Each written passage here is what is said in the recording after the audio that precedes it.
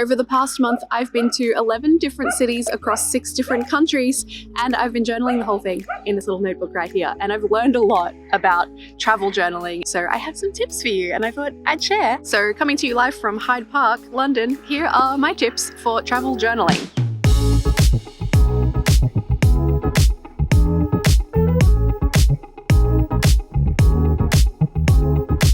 This video is part flip through, part my travel journaling tips, and part vlog, so I hope you enjoy. Strap in. I'll tell you all about the stationery I've used to make this journal come to life a little bit later on, and of course there'll be links to everything in the description as always too. I ended up sticking all of my extra stuff that I didn't know where to put on the first end sheet and the first page. This setup you can see at the link up in the top corner here. These are the spreads I set up before I left for the trip so that I would have useful things like my itinerary and a packing list and stuff like that. To be honest, I didn't end up using my packing list. I found I was ticking things off after we'd already left the city, and so I just kind of gave up on it after a while, as you can see here. But I did really heavily use the next page, which was for the trackers that I keep in my main bullet journal, so I could transfer that stuff like social media at the end of the month and income and expenses and stuff into my big journal. And these were my research pages, so I had an idea of what I wanted to do in each city we were visiting before I got there, and what currency and what side of escalators to stand on and things like that.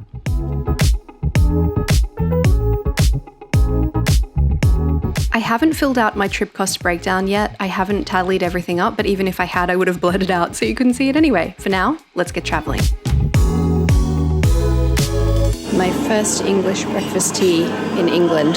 Currently working on my journal in the common space of the hotel and making a huge mess. But it's fun.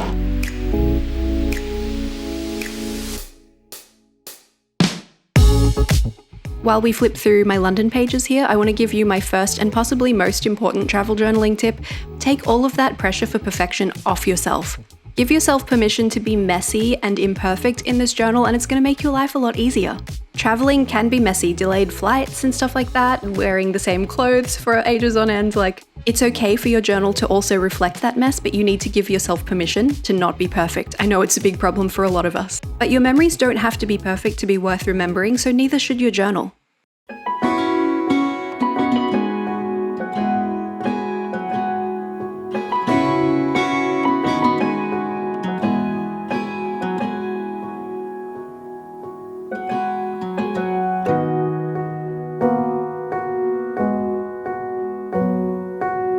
That is Stonehenge right there.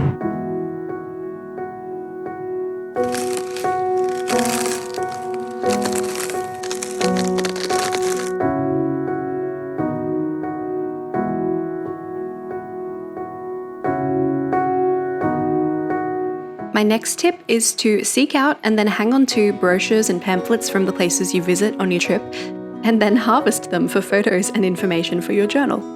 This way, if you're not the greatest photographer or you can't include photos in your journal that you've taken in real time, then you can still have a beautiful source of pictures, and maybe you'll learn some stuff once you come home that you didn't actually realize while you were at that attraction. That can mean brochures from the places you visit, like you see me using a lot here, and our pub trivia sheet from the one night that we did pub trivia while we were in Bath. It can also be tickets and receipts and boarding passes and things like that. I don't like to keep my boarding passes, but if you do, then by all means, put them in your journal. Absolutely.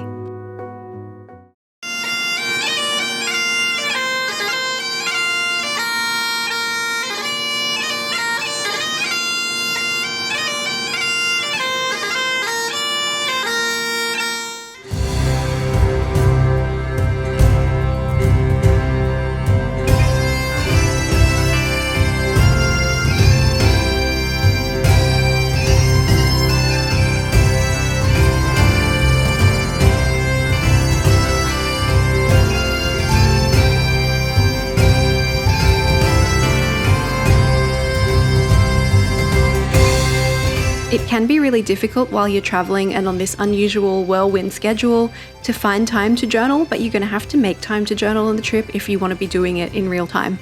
If you don't really want to do it, you just won't. Something that works really well for a lot of people is to keep notes in their phone of the things that go on and collect pamphlets and tickets and things, and then fill out their journal once they get home. I tried to make sure I was journaling every night because I forget things quickly, but it didn't always happen, and that's fine too.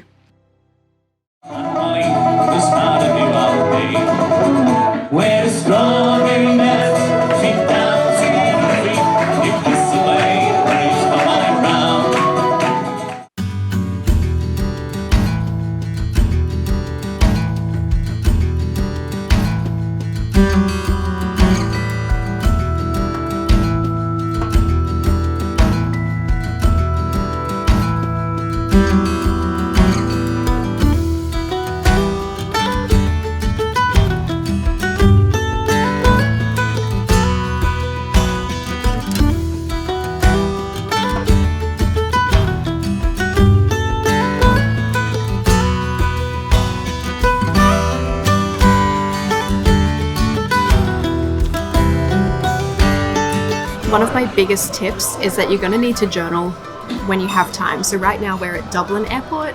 We're waiting for our flight to board. It's going to be a couple of hours. We're through security, so I've grabbed out my journal, I've grabbed out my stuff. It's a little bit loud, sorry about that.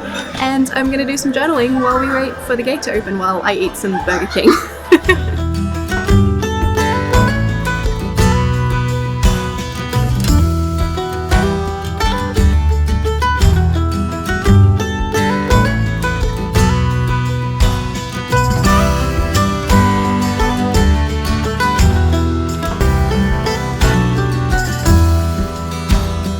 I just wanted to speak a little bit more on journaling in your forced downtime, is what I'm calling it. So at airports, while you're waiting for your gate to be announced or your flight to be called for boarding, on planes and on trains.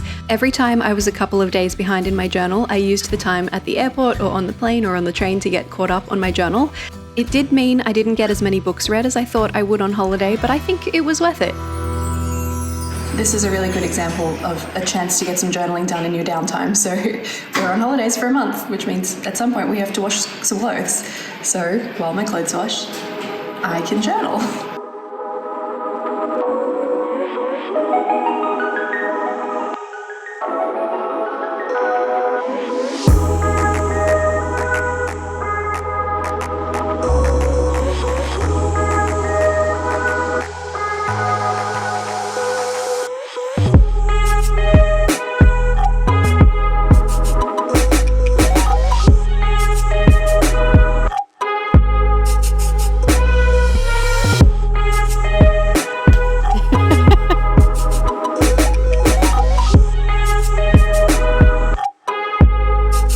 I feel like I've stepped into my December bullet journal with all the gingerbread houses, and Chris is just having the best time kicking the snow. That's my partner Chris. You can see just having way too much fun in the snow. It doesn't snow where we live, so that was really a big novelty for us. I just wanted to give Chris a big shout out because he always let me shower first so I could get some journaling done before I went to bed.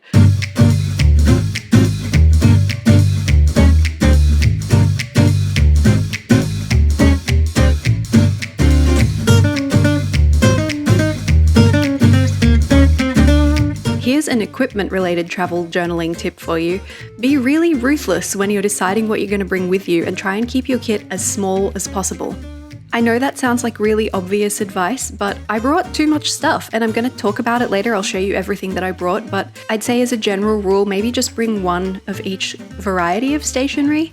But make sure that variety of stationery is full or brand new, because I took, for instance, a washi tape that I had used in my journal in the past and I ran out of it halfway through the trip, and I was using it quite a bit. And then I had no washi tape for the second half of my journal, but I also brought some paper products that I definitely could have done without, so try to be really ruthless and maybe even bring a little bit less than you think you need. We're in Rome right now, and while we were on the plane on the way here, I was doing some journaling, as you do on planes, and I ran out of two things. I ran out of a washi tape, which was the only washi tape that I brought with me. I used it more than I thought I would, and I ran out of my glue tape as well. This one is kind of a killer. I need this. I still have about a week of this trip left. We're on week 3 at the moment, and I've done a lot of journaling, clearly, because this is gone. So if you're doing a similar style of journaling to me, maybe bring more glue tape than you think you need. But I put the call out on Instagram and some of you guys are giving me tips on where to get stationery in Rome, so thank you for that. I'm going to replace this at some point soon because I've got all of these bits from France that I haven't stuck in the journal yet. And I don't like to leave space and come back and fill it out later because I don't know how many pages I'm going to need. But while we're here and we're talking about stuff that I brought with me on the trip, I thought it might be fun to show you what else I brought with me on the trip. So obviously I have a journal. This is the Floating Clouds journal from the Washi tape shop. This is their large size. It is not as compared to my head for size here because I don't have my other journals to show you. It is not a very big journal. It is smaller than A5. I am giving it a workout. She's hefty now. So that's the journal. I do recommend bringing a small journal, not a huge one, because you're gonna have to lug it around, especially if you're doing a full, like, more than 4-week holiday like me. The less stuff you have to carry around, the better. I'm using this pencil case. I got it on Shein. It's available everywhere. Everyone sells this pencil case. It's on AliExpress, it's on Shein, it's on other retailers. I think Stationery Pal have it these days too. It's got a pocket in the front. It's got one big zippy pocket. And then on the inside, it's got a zippy pocket here with some mesh, a little pocket here with some pen elastic, fits Tombos, and a big cavern in here for the rest of your stuff, and it's expandable. I brought 2 Sakura Pigma Microns in the 03, which is my favorite size for everyday writing. I brought 2 because I couldn't remember if I'd used one of them or not, and I was worried about one of my pens running out, so I've just been using whichever one I grab. I have put washi tape on the bottom, different washi tapes, so that I can tell which pen is which. I brought one of the Pentel, I can't remember what these are called, Fude Biori. It's a brush pen. I like these. Haven't really used it because I also brought a set of dual tip brush pens. I thought this would give me the most bang for my buck because you've got 1, 2, 3, 4, 5, 6 pens in the set. These are Kunitake Zig dual tip brush pens. And the cool thing about these ones, not only are they dual tipped, they have a brush tip on each end, and one side of them are bright, like saturated colors, and the other side are pastel. So I thought I will bring 6 colored pens, and in the process I will have 12 colored pens because they're a little bit different. And I've actually been using a different color for each city that I visit to, which is fun. And when I run out of these colors, I now have these colors because I bought some pens. Something I've been using intensely is the HP Sprocket mini printer. You can also get a Canon Ivy. There are probably others that I don't know about. It's a Bluetooth printer. It doesn't need any ink. The photos do fade over time, but I don't care. So I'm gonna use it anyway because it's great. They don't make this printer anymore. I got mine secondhand on Facebook Marketplace. They do still make the paper, but I've been using the Canon paper because it's a little bit more affordable. The beginning of a new packet of paper has a little blue card at the beginning. So if you just take out the HP card from a pack of the HP printer sticker paper and replace the Canon one with that when you load up the printer, it still works just fine. And you can save some dollars. So I bought a 10 pack of these. You get 10 pieces of sticker paper in each packet. I've been working my way through them. I've only got 4 packets left plus whatever is in the printer. This I've used so much in my journal. I print like 2 or 3 photos from each day. I brought a tiny pair of scissors. They're fine. They're a little uncomfortable, but they're small. I have been able to take these on planes, which I didn't think I would be able to do. I'd been putting them in my checked bag and I forgot at one of the airports and it was in here and they let me through with it. And I was like, oh, that's interesting. And then apparently some airports will let you do that. Maybe if you're traveling and you want to bring scissors, look it up first. Of course, I have been keeping things from the places that we visit. I walk into a place and I'm like, where are the pamphlets? I need the pamphlets. Sometimes if it's really pretty and I think it's got good info in it, I will take 2 so that I can harvest both the text and the pictures. I'm really enjoying illustrating my stuff with those things, which is why I ran out of glue tape, evidently. And I brought a couple of other things that I found I haven't really been using, so I figured we should talk about that. I brought a selection, I'm dropping them all over the table, of stickers.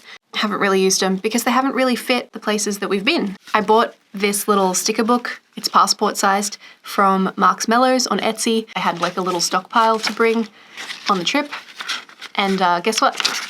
Haven't used many of these either. I also brought this little paper set. This is from Stationery Pal. I have been forcing myself to use these and I think they're really pretty. Don't know if I'd bring these if I had my time over. And also some other random bits of paper that I haven't really used unless I was like, oh, I should use those papers. Not because I was like, you know what would be perfect for this page? Those papers. So the less stuff you bring, the better. Anyway, it is our first day in Rome, so we're gonna go eat some pizza, probably, and find some cats because I miss mine.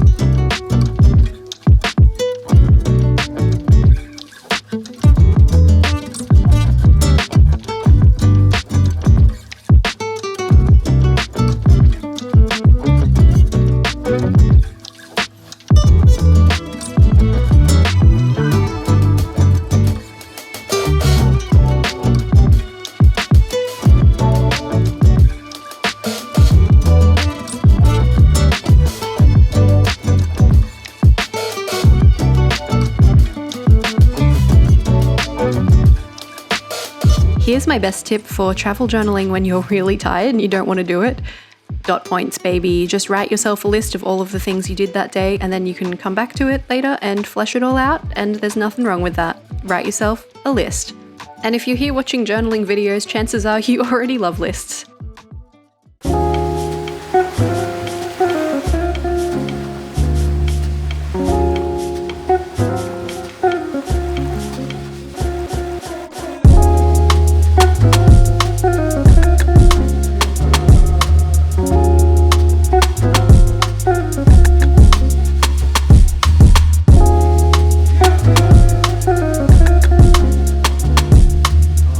While we check out my Venice pages here, I just wanted to take a sec to ask you to hit subscribe and the like button if you're enjoying this video.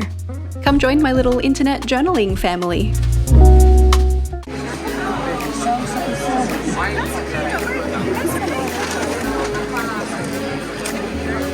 Coming home with me.